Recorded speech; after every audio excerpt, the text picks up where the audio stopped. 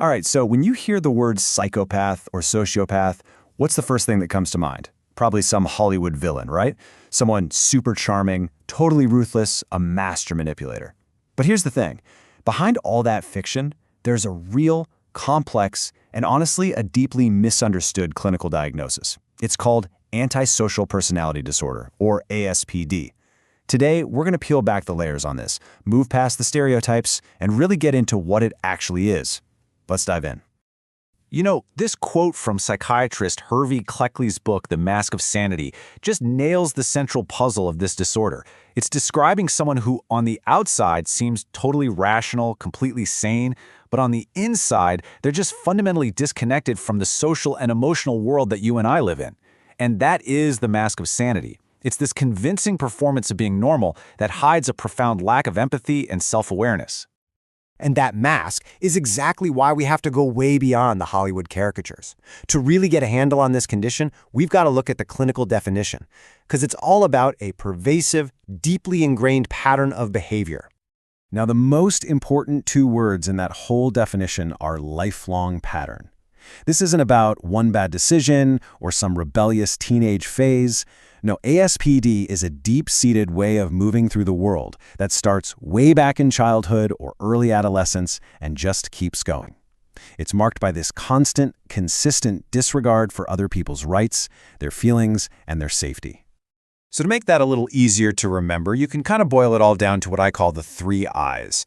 First, you have insensitivity. That's the lack of empathy, the inability to feel remorse. Then there's infringement. That's the violation of rules, of social norms, of other people's rights. And finally, you get injury, the emotional, financial, or even physical harm that so often comes from these behaviors. These 3 things, together, really form the core of the disorder. But how did we even get to this definition? I mean, this understanding didn't just pop up out of nowhere. It actually has a pretty fascinating history, and it's evolved a ton over the last couple of centuries. Way back in the early 1800s, this French psychiatrist Philippe Pinel started noticing people with what he called moral insanity. Their brains worked just fine, their intellect was sharp, but their moral and emotional compass was just broken. Fast forward 100 years, and Kurt Schneider expands the idea to include people who either suffer themselves or, more importantly, cause society to suffer. But the real game changer was Hervey Cleckley in 1941. He was the one who said, hey, this isn't just about bad behavior. It's about a specific set of underlying personality traits. That was a huge shift, and it paved the way for the diagnosis to be officially included in the very first DSM back in 1952. So what did Cleckley see behind that mask? That's the crucial part. It wasn't just crime. It was this really unique mix of traits. You've got this superficial charm that just pulls people in.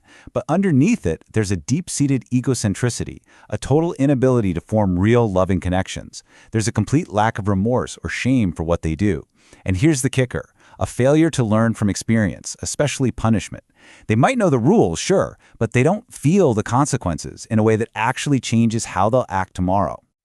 Okay, so with that history and definition locked in, let's bring it into the modern day. Let's look at the actual data. How common is ASPD, really? And who does it affect the most?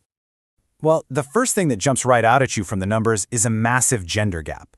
Studies show that anywhere from about 4.5% to almost 7% of men might meet the criteria for ASPD at some point in their lives.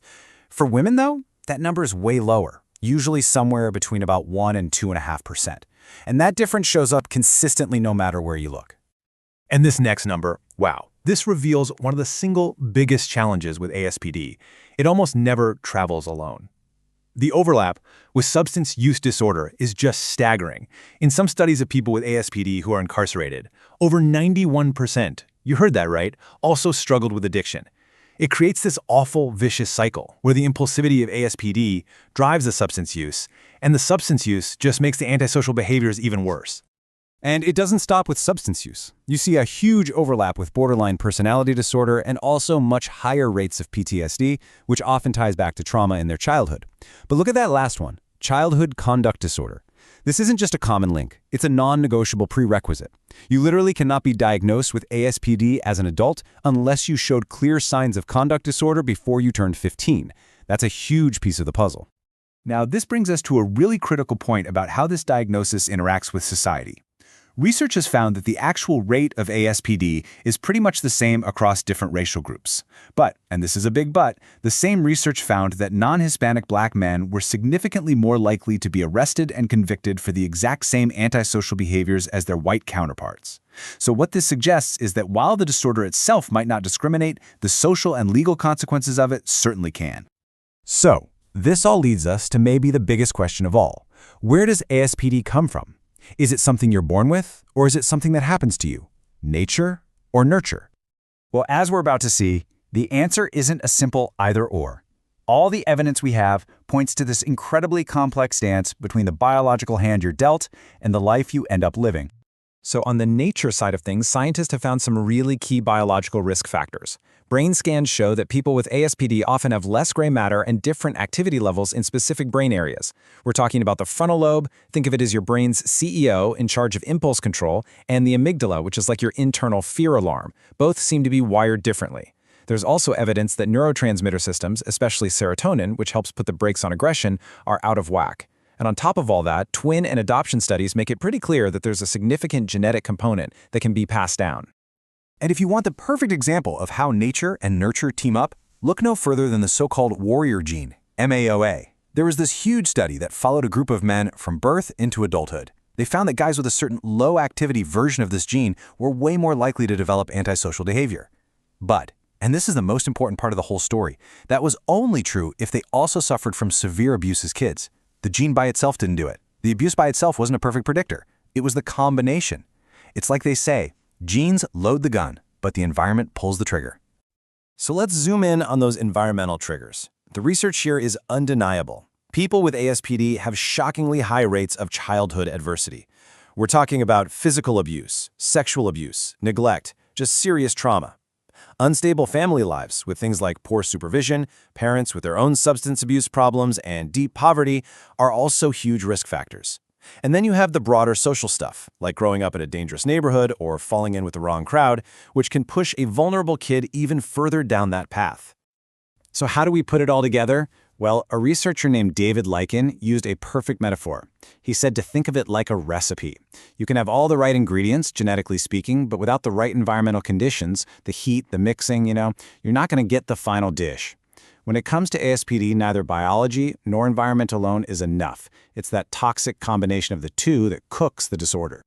Now, given how complex and deep-rooted this all is, it's probably not a huge surprise that trying to treat ASPD is incredibly difficult.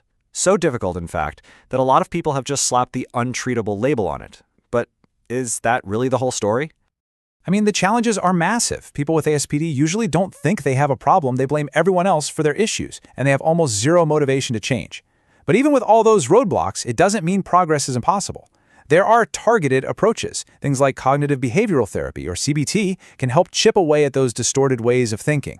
For kids showing early signs, parent management training can be really effective. And while there's no pill that can cure ASPD, some medications can help manage specific symptoms like aggression. Really, the goal often isn't a miraculous personality transplant. It's about managing the behavior and reducing harm. And that leaves us here with a final, really difficult question. We've seen that ASPD grows out of this tangled web of biological risks and environmental hardships, things that are almost entirely outside of a person's control. So, when you understand that, it forces you to wrestle with these huge ideas about blame and choice and accountability. If our behavior is so heavily shaped by our brains, our genes, and our childhoods, where does personal responsibility even begin? There's no easy answer, but it's a question that sits right at the heart of how we understand the human mind and how we think about justice itself.